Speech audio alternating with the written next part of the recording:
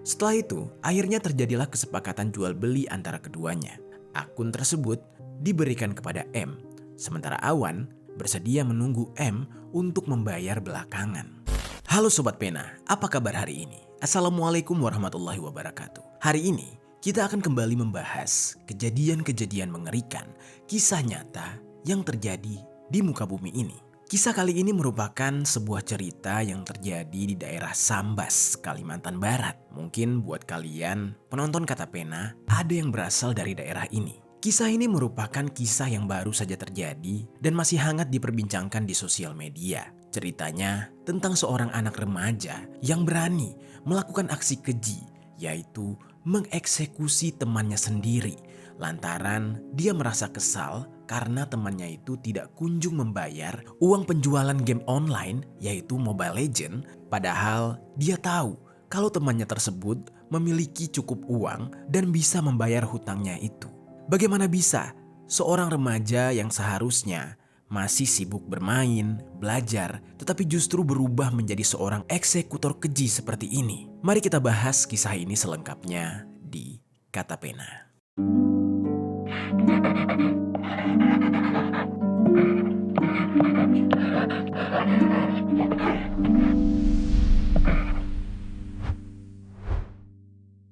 Pemirsa, gara-gara game seorang anak tewas oleh temannya sendiri lalu jasad korban dibuang ke dalam hutan. Kasus pembunuhan ini berawal dari utang piutang.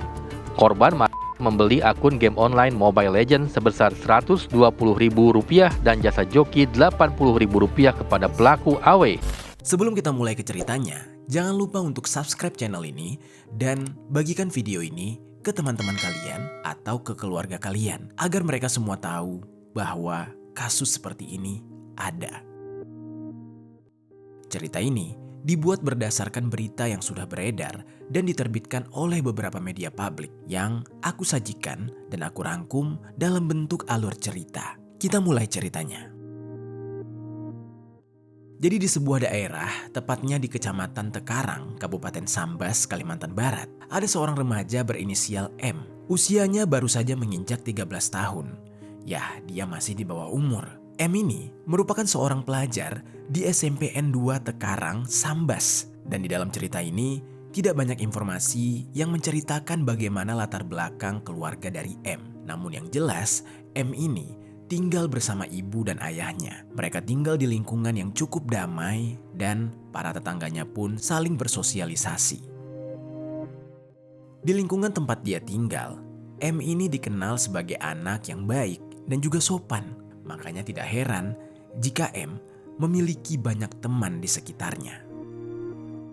Salah satu teman yang cukup akrab dengan dia dan masih tinggal satu desa dengannya yaitu Awan. Usia Awan ini sudah 15 tahun. Dia 2 tahun lebih tua daripada M. Awan ini memiliki latar belakang pendidikan yang berbeda dengan M. Awan sudah putus sekolah. Alasan dia putus sekolah karena dia tidak memiliki biaya untuk melanjutkan pendidikannya itu. Ya, kedua orang tuanya sudah bercerai dan yang memprihatinkan, Awan ini ditinggal sendirian. Dia menumpang di sebuah rumah peninggalan kedua orang tuanya dan kedua orang tuanya itu tidak tahu ada di mana.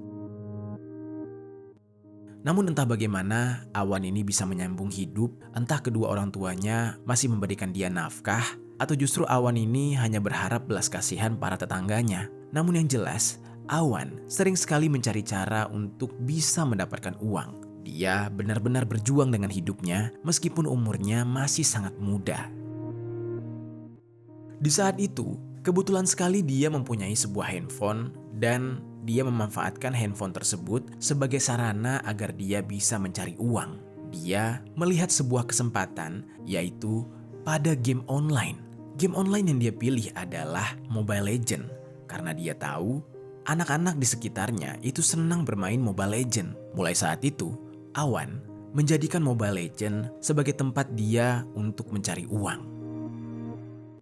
Dia belajar bermain Mobile Legends sampai dia jago dan ketika itu dia memainkan akun-akun Mobile Legends hingga akun tersebut menjadi besar. Lalu setelah akun itu besar, dia menawarkan akun tersebut kepada orang sekitarnya, teman-teman bermain Mobile Legends-nya yang mau membeli akun dengan kualitas yang baik. Dan ternyata hal itu cukup lumayan uangnya untuk Awan menyambung hidup.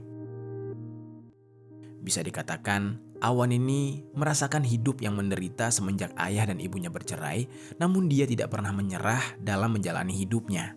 Makanya ketika dia menjadi seorang penjual akun Mobile Legends, dia sangat menggantungkan hidupnya kepada game tersebut. Dan setiap harinya yang menyemangati Awan justru teman-temannya. Awan tidak lagi merasakan kekosongan di dalam hidupnya karena teman-temannya itu mensupport dia. Lalu, hubungan antara Awan dan juga M, mereka adalah teman yang sudah kenal cukup lama. Hubungan mereka berdua bisa dikatakan sangat akrab. Mereka sering sekali bertemu untuk main bareng atau mabar Mobile Legends bersama. Lalu singkat cerita, tibalah pada suatu hari, sekitar bulan November tahun 2023. Seperti biasanya di saat itu, M ingin pergi bermain bersama teman-temannya untuk mabar Mobile Legends. Mereka biasanya berkumpul di sebuah tempat yang mereka jadikan tempat tongkrongan. Berkumpullah mereka di sana.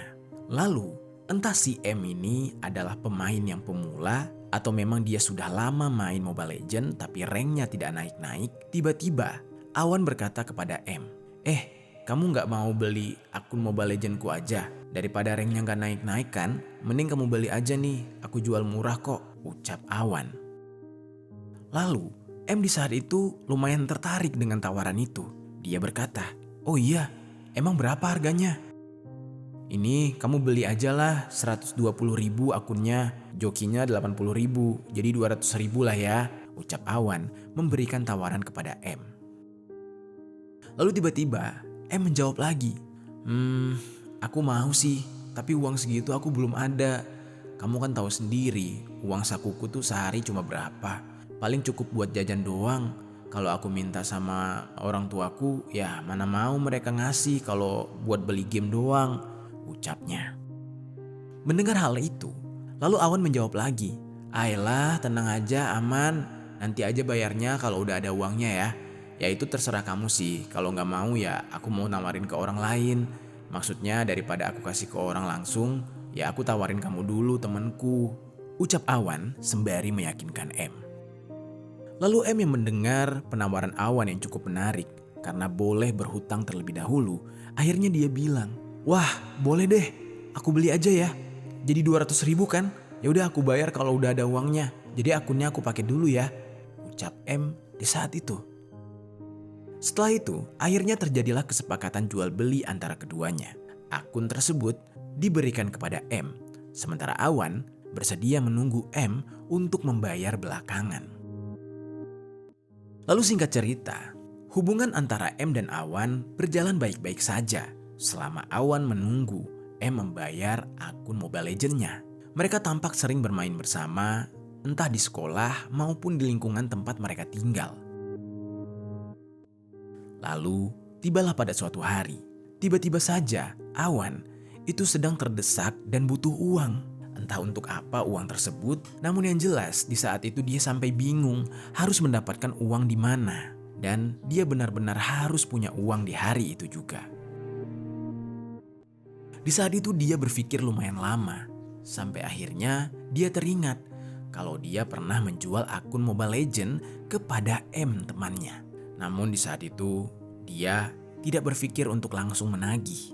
Awan berniat akan menanyakan perihal itu ketika nanti bertemu dengan M di tempat mereka nongkrong. Singkat cerita, sekitar bulan Januari mereka kembali bermain sama-sama.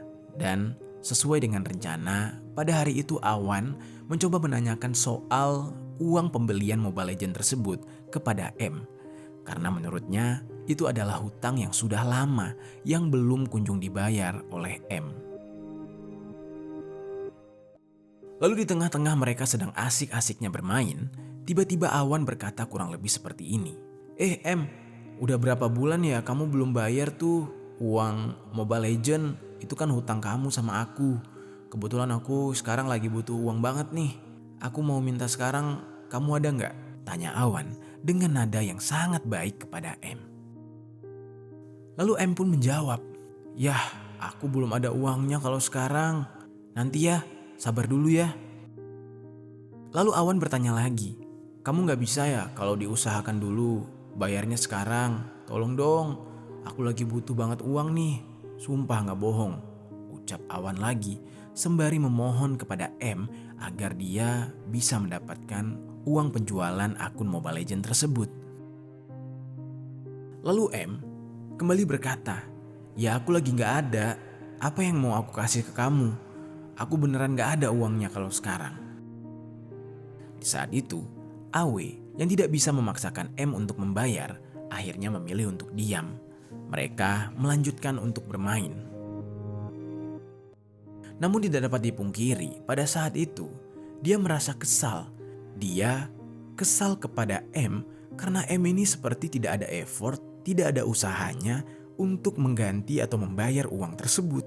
Lalu ketika mereka lanjut bermain, setelah beberapa jam, tiba-tiba saja entah sedang apa, di saat itu M tanpa sadar mengeluarkan dompetnya. Kebetulan sekali Awan duduk di dekat M, melihat di dalam dompet M ternyata ada terselip sejumlah uang. Dan tidak hanya itu, Awan juga melihat kalau di belakang casing handphonenya M terdapat sejumlah uang yang menurutnya bisa dibayarkan kepadanya sebagai cicilan hutang membeli akun Mobile Legends-nya. Lalu Awan di saat itu merasa sangat kesal dan dia langsung bertanya, "Loh, katanya kamu gak punya uang, tapi aku lihat tuh di dompet kamu ada, terus di belakang handphone kamu tuh ada. Ah, bohong ya?" ucapnya kepada M. M di saat itu pun menjawab, "Iya, itu uangnya mau aku gunain untuk keperluanku dulu. Nanti ya kalau yang beli akunmu, nanti ya aku bayar." Lalu Awan bertanya lagi, "Emang itu untuk apa? Kan kalau udah ada uangnya tinggal bayar, aku kan juga butuh." M pun kembali menjawab, "Ya biasalah kebutuhan untuk beli rokok, buat nongkrong-nongkrong," ucap M kepada Awan. Mendengar jawaban tersebut, Awan merasa sangat geram. Pasalnya, dia mengira uang tersebut dimaksudkan untuk kebutuhan ya berupa bayar sekolah atau keperluan yang penting untuk makan. Tapi malah uang tersebut hendak dia gunakan untuk membeli rokok dan nongkrong-nongkrong. Hal ini benar-benar membuat Awan merasa tidak dihargai karena dia sudah menunggu lumayan lama namun tidak sepeser pun uang tersebut dicicilkan kepada dia.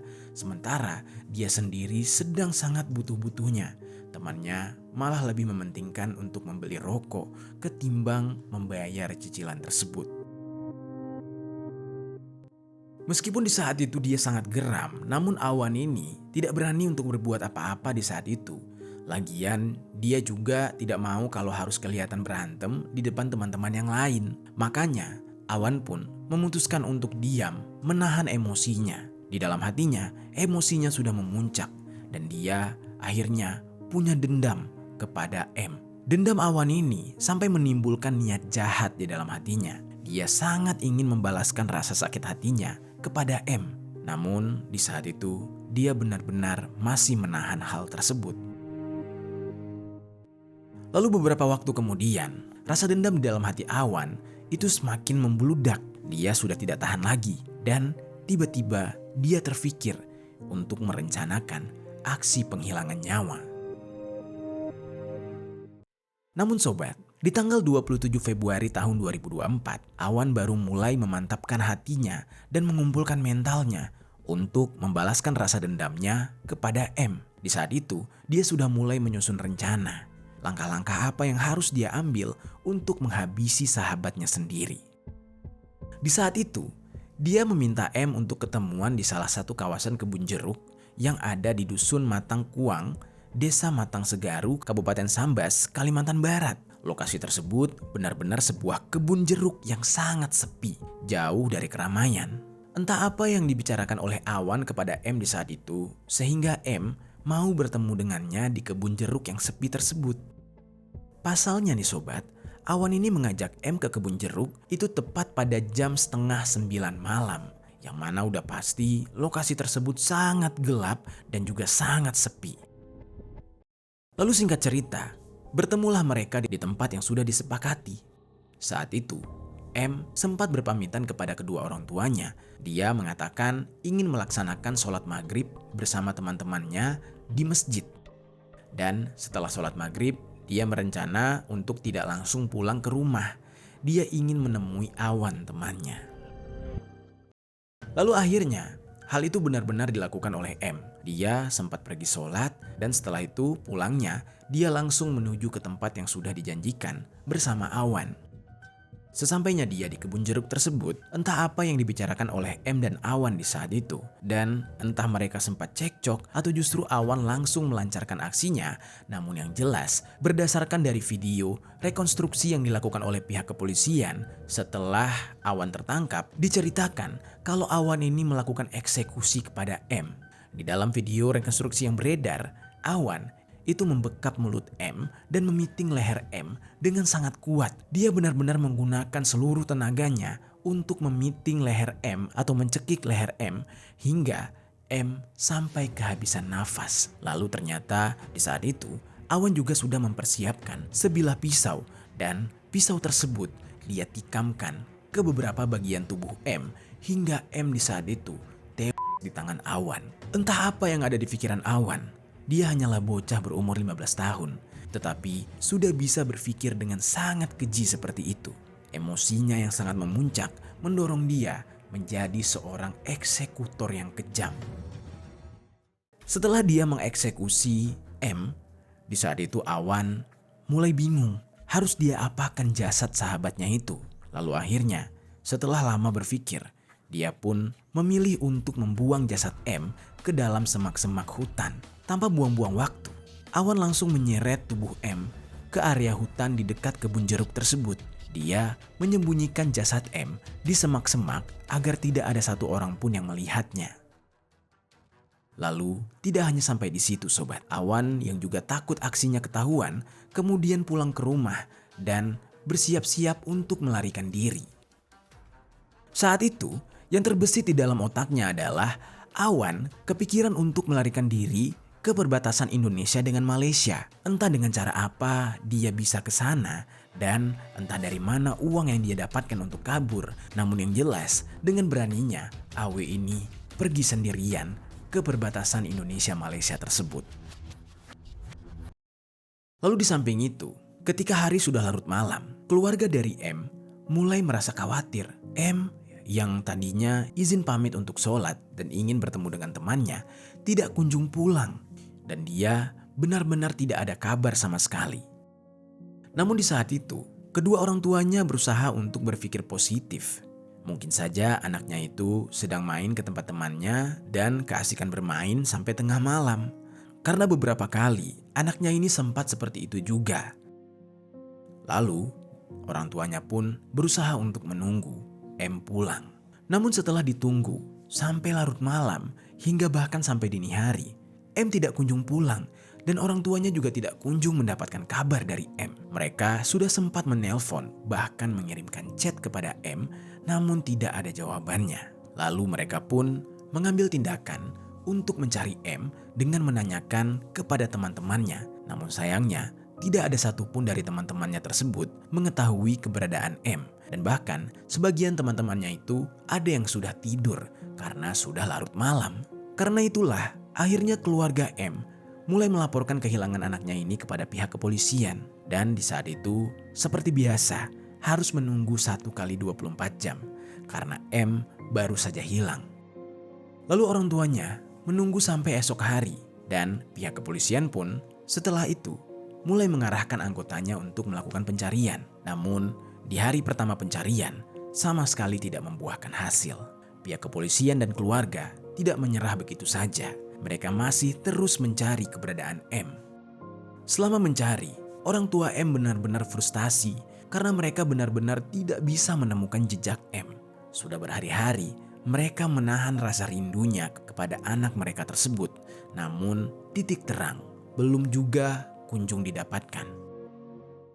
Seminggu pun berlalu, pencarian masih dilakukan. Hal ini tidak mendatangkan titik terang apapun dan tidak ada satupun barang bukti dan petunjuk yang bisa mengarahkan pihak kepolisian untuk menemukan M. Lalu orang-orang sekitar, bahkan teman-temannya M pun juga ikut mencari keberadaan M. Lalu tibalah pada satu waktu, ada seorang warga yang identitasnya tidak disebutkan. Kebetulan sekali dia tengah pergi ke kebun. Saat dia berjalan, dia sempat mencium adanya aroma yang tidak sedap. Yang mana sebenarnya aroma yang tidak sedap tersebut sudah tercium beberapa hari belakangan. Namun di hari itu, bau tidak sedap itu benar-benar makin menyengat dan semakin busuk baunya. Lalu karena bau tersebut tidak biasa dan rasa penasarannya yang tinggi, warga tersebut kemudian mencari sumber dari bau busuk itu. Dan ketika dia menjejaki bau itu, dia mendekat dan melihat sebuah gundukan semak-semak. Di sana, dia bisa melihat banyaknya lalat yang berkerumunan. Saat itu, dia mencoba membuka semak-semak tersebut. Dan betapa terkejutnya dia. Ternyata yang dia lihat adalah sesosok tubuh manusia yang sudah dalam kondisi membusuk. Menemukan hal itu, warga tersebut kemudian berlari sambil berteriak. Dia di saat itu mencari pertolongan. Dia menuju ke arah keramaian dan menyampaikan apa yang baru saja dia lihat.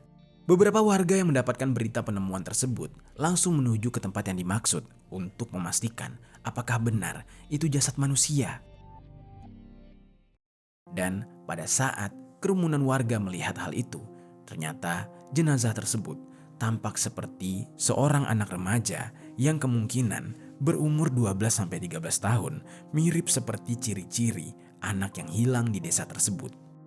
Namun, untuk memastikan kebenaran itu, warga akhirnya melaporkan temuan tersebut kepada pihak kepolisian. Pihak kepolisian pun datang ke lokasi kejadian. Pihak kepolisian langsung melakukan evakuasi terhadap jasad itu bersama tim forensik. Dilakukanlah tahapan pemeriksaan, yang mana akhirnya setelah diotopsi, tim forensik pihak kepolisian mendapatkan identitas dari korban dan dapat dipastikan kalau korban itu adalah anak yang hilang dan sudah dicari semingguan ini, yaitu M.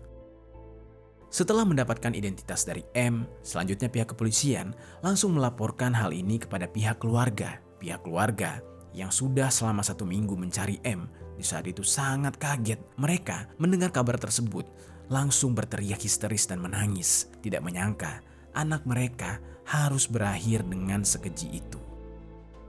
Di samping itu, pihak kepolisian mulai melakukan penyelidikan terhadap siapa pelaku dari kasus ini. Dan dari beberapa barang bukti yang ada di TKP, pihak kepolisian berhasil mengidentifikasi pelaku, yaitu dari sidik jari dan dari keterangan teman-teman M. Lalu dugaan pihak kepolisian semakin mengerucut kepada salah seorang anak di desa tersebut yang sama-sama hilang berbarengan dengan hilangnya M, yaitu Awan. Tanpa menunggu lama, pihak kepolisian pun mencari keberadaan dari Awan yang diduga sebagai pelaku. Namun di saat itu, pihak kepolisian tidak menemukan Awan di kediamannya, di kediaman peninggalan kedua orang tuanya tersebut. Hingga pada akhirnya, pihak kepolisian mengerahkan anggotanya hingga mendapatkan informasi jika Awan pada saat itu sudah berada di daerah perbatasan Indonesia-Malaysia. Tepat pada hari Rabu tanggal 6 Maret tahun 2024, Polres Sambas langsung bergerak cepat. Awan yang sudah diketahui lokasinya langsung diringkus oleh pihak kepolisian dan berhasil diamankan. Di saat itu, dia berada di wilayah perbatasan yang bernama Aruk, Kecamatan Sajingan Besar, dan dia pun dibawa ke Mapolres Sambas. Bocah 15 tahun itu ditangkap tanpa adanya perlawanan. Dan setelah dia diamankan oleh pihak kepolisian, dia pun diinterogasi. Dia ditanyakan kenapa dia tega melakukan hal sekeji itu kepada sahabatnya sendiri. Lalu Awan di saat itu hanya menjawab. Dia bilang dia sakit hati karena uang hasil penjualan akun Mobile Legends-nya yang merupakan hutang tidak kunjung dibayar oleh M. Makanya dia di saat itu sudah kepepet, terdesak uang. Tetapi M justru malah tidak membayar uang Awan dan menggunakan uangnya hanya untuk bermain-main, untuk merokok, untuk nongkrong. Sementara Awan sudah membutuhkan uang untuk kebutuhan sehari-hari. Dan akhirnya semuanya pun terang benderang. Pihak kepolisian tidak bisa membenarkan tindakan yang dilakukan oleh Awan. Meskipun memang kalau menurut ceritanya Awan, yang salah di dalam kasus ini adalah si korban. Dan karena kejadian ini, Awan yang diduga melakukan tindakan pidana eksekusi berencana kemungkinan besar akan dikenakan pasal 340 KUHP atau tindak pidana kekerasan terhadap anak di bawah umur sebagaimana yang dimaksud dalam pasal 80 ayat 3 Undang-Undang Republik Indonesia Nomor 35 Tahun 2014 tentang perubahan Undang-Undang Nomor 23 Tahun 2022 tentang perlindungan anak. Dan setelah itu, jasad dari M akhirnya dipulangkan kepada keluarga dalam kondisi yang sudah sangat mengenaskan. Tubuhnya sudah mulai membusuk dan tidak lagi berbentuk. Namun pihak keluarga langsung menguburkan jasad M di tempat pemakaman umum di daerah mereka tinggal. Rasa duka yang mendalam membuat kedua orang tuanya benar-benar merasa kehilangan anak kesayangan mereka. Itu dia sobat, kisah dari Awan, eksekutor muda yang menghabisi nyawa M hanya karena hutang yang tidak kunjung dibayar sebesar Rp120.000 dari hasil menjual akun Mobile Legends. Apa pelajaran yang bisa kita ambil dari kisah ini?